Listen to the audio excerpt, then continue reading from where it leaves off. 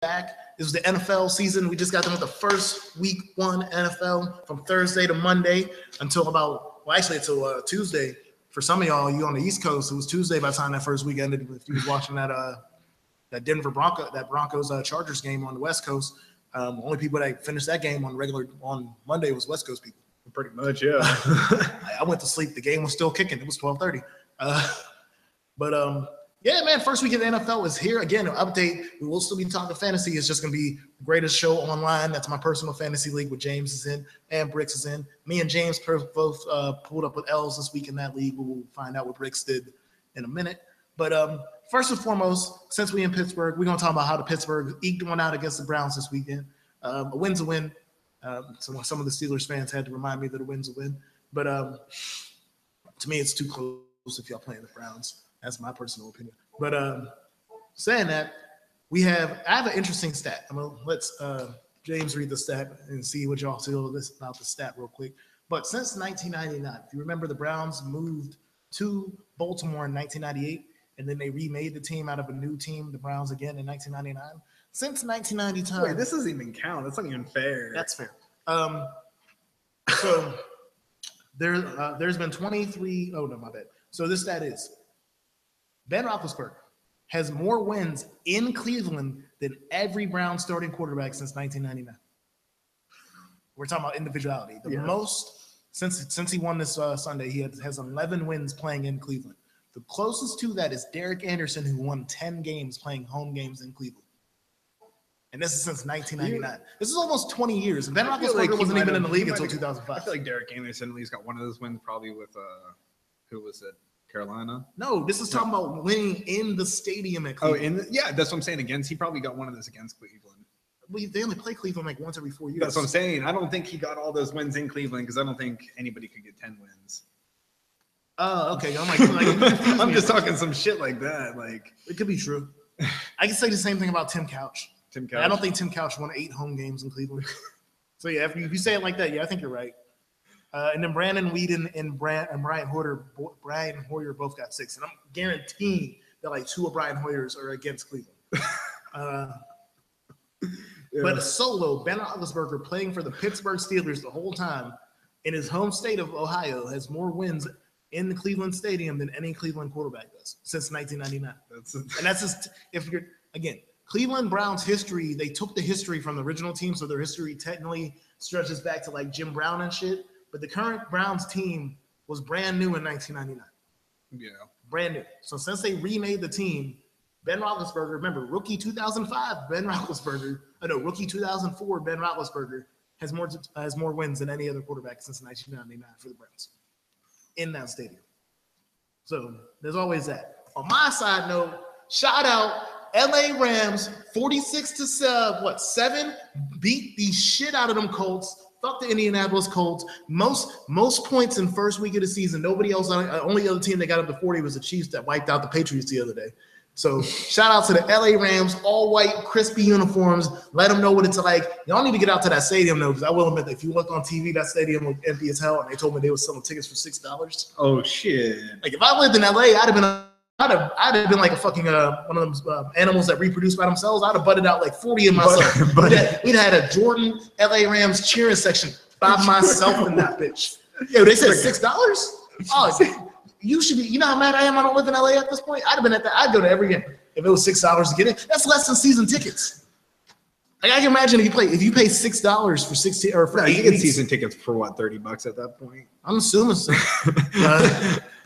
I can't wait to see what the first LA Chargers home game looks like because they only got a 30,000 seat stadium. Like that's the thing. The Rams games are always going to look empty because they have a 100,000 seat stadium. I'm sorry. I know they're never going to get 100,000 people to go out to see the Rams. No. Now saying that, I still bet the Chargers can't get 30,000 people to fit in their stadium. They're supposed to get 30, and that's not a lot. I don't even know why are you even making the stadium that small? Also, on the other side, if you are a fantasy player, David Johnson is out for at least 2 months, max 3 months. And if the Cardinals don't play good, he probably isn't coming back this season. But they picked up Chris Johnson. You keep on saying this, but you don't have any. You said that before. I told you they picked up Yeah, but somebody got hurt too. Somebody else got hurt. Are you sure? Because I know they picked up a player from the Patriots. Oh, well, I'm just saying. Well, they still got Chris Johnson. I mean, I'm gonna check that one because I don't think they have Chris Johnson. I don't think Chris Johnson's on the team. I think you just said that, bro. Like, unless you can prove to me on the depth chart, I never saw Chris Johnson as part.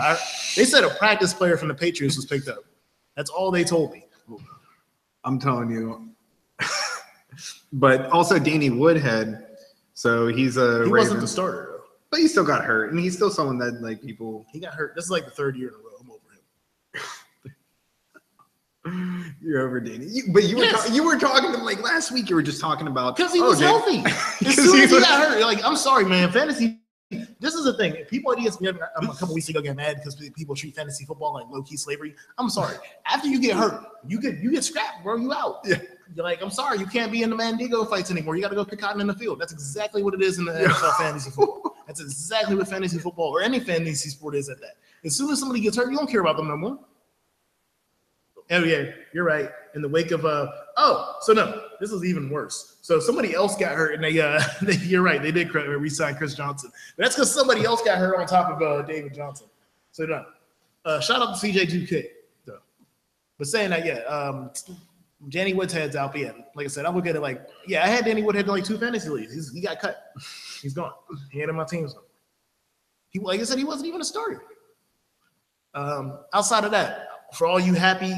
All right, one thing I know about Steelers fans is y'all love the Steelers and y'all love hating on other teams, specifically the Patriots. So how many of y'all was drunk as shit Thursday night watching the Chiefs put that big whooping on the Patriots? Because I know a lot of y'all just went out and like grabbed a 6-pack soon as they started losing.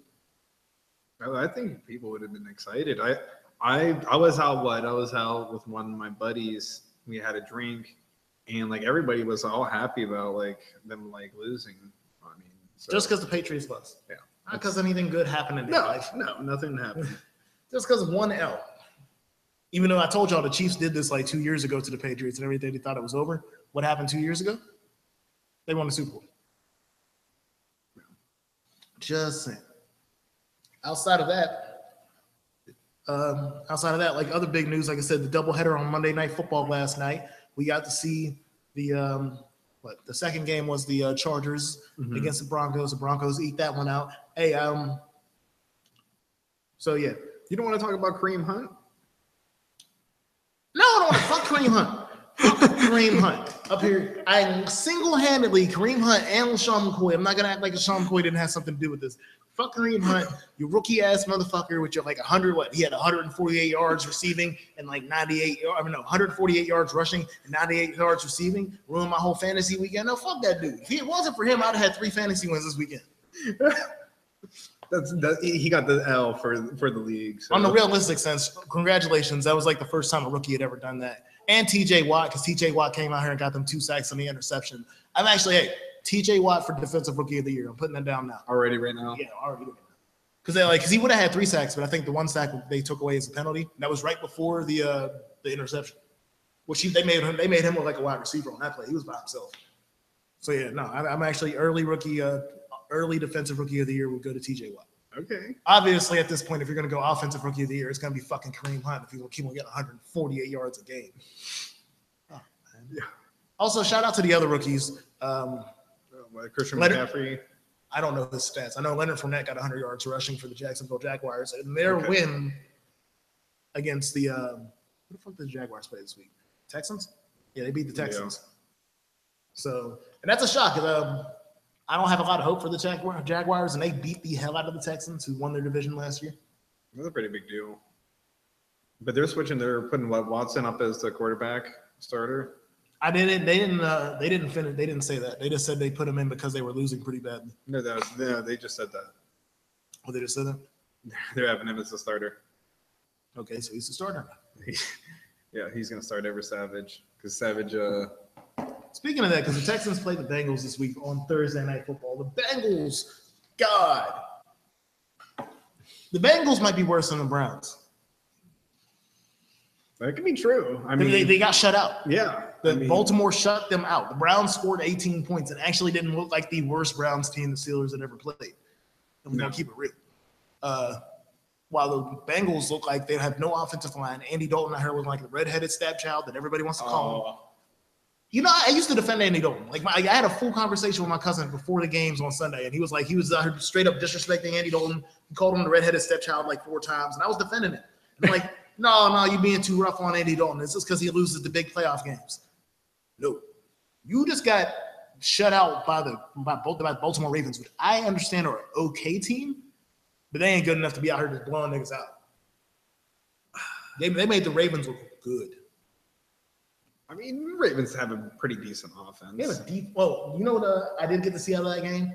Jeremy Maclin's still fast. Jeremy Maclin is still fast. He got a touchdown because he had like a 70-yard touchdown where he caught it like 10 yards away from the line of scrimmage and just turned up the field and ran by everybody. Who's on the defense for the Bengals? Who? Pac-Man still on the team? Yeah, but that's a corner. And then I think Burford's suspended like usual. So I think Burford got suspended because he killed somebody in the preseason. Football-wise. With the defensive players of the Bengals, we actually have to specify that. But no, like I said, it's now I'm looking at it like, hey, the Bengals might be the team that has to fight it out with the Steelers. It might not be the Bengals like I thought it would. I think the Bengals, honestly, God, I give it like, if they don't pick it up before the end of the month, Marvin Lewis is going to get fired. I think Marvin Lewis is starting to get fired years ago. I don't know why he should have been fired since like 2001. But if they go 0-4 or 1-3 by the time October hits off, he should be fired. He should be the first coach fired this year. If it's not that, yeah, no, he should be. Side note, if the Cardinals don't pick up, Bruce Arians might get fired, and Bruce Arians is one of my favorite coaches, so I feel bad about that too.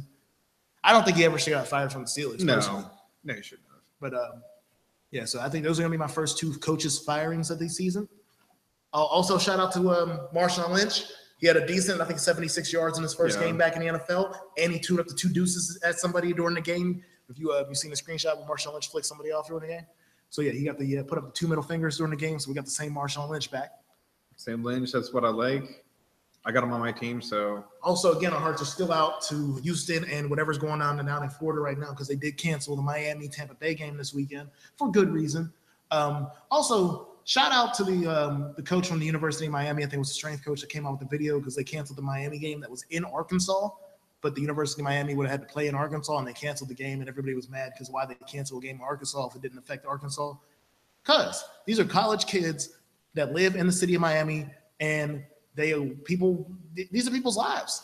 You're like, oh, why didn't they play a football game? Because it's a football game. A lot of these kids that play for the University of Miami got family and friends that live in Miami. They got to worry about them before this football. So I understand when that game was canceled. For all the people that are like, well, they shouldn't cancel the game. Like, no, man. Like, this is college. Like, dangerous driving. Like, you don't want that shit. Come on. So, no, I understand that. Like I said, it might not have been played in Miami, but there was no reason to play that game. It didn't have any real – Miami was going to wipe Arkansas State off the place. Let's keep it real. It's not Pitt, Youngstown State. Speaking of Pitt took the big L this weekend to the Penn State Nittany Lions, which I predicted before the fact that they were probably going to lose because they had a bunch of players suspended. But it's always nice to see the 2 rivals play. Largest attended game in Pennsylvania history. 109,000 people fit into the Penn State Beaver Stadium at Happy Valley. I didn't watch the game personally because I just understood it wasn't probably going to be a good thing to watch. But I did get to see this. Pitt unveiled the first time they unveiled the away versions of the throwbacks, where they had the white throwbacks. You remember how they used the light blue throwbacks last year? They had the away versions out for the Penn State game. Okay. Fuck James Franklin. Shout out to the Penn State for winning, but if James Franklin is a head coach, fuck you. He came out after the game and said that Pitt beating them last year was their Super Bowl, and for us beating Pitt is just like beating Akron because they beat Akron the week before that. And I'm like, fuck you, bro. That proves, like, to me, it's a rivalry. It's a rivalry. You know how it proves it's a rivalry? Y'all, your stadium's never been that filled until Pitt showed up. So don't come at me with, oh, it's the same as beating Akron. We all beat Akron like 59-0. So I'm like, no, fuck James Franklin. Should be happy you even got this job. He was coaching down at Vanderbilt like 3 years ago. Now you trying to act all big. Seriously, like, no, man, like that was just disrespectful to me. Talking about, oh, that's Pitt's Super Bowl. You know what Pitt's Super Bowl was last year when we beat Clemson? You know, the national champions. Oh, yeah, yep. The people that you want. That would have been a Super Bowl. And if the Clemson coach said that, I kind of understand that because they out here winning championships and we out here just trying to get rival games. So I get that. But no, like how James Franklin put that was mad disrespectful. You didn't have to act like it was a big deal. If you don't consider this game a big deal, then fine. But don't try to make it sound like it's just a big deal to us. Like, to me, that was the shadiest shit. But we're going to jump off real quick. We'll be right back with a little bit more sports talk before we head straight into the rap jury. And if we do not do our food portion today, we will at least give you a preview of the food we'll be trying tomorrow on the show. So we'll be right back here on GMOR Radio Unfiltered.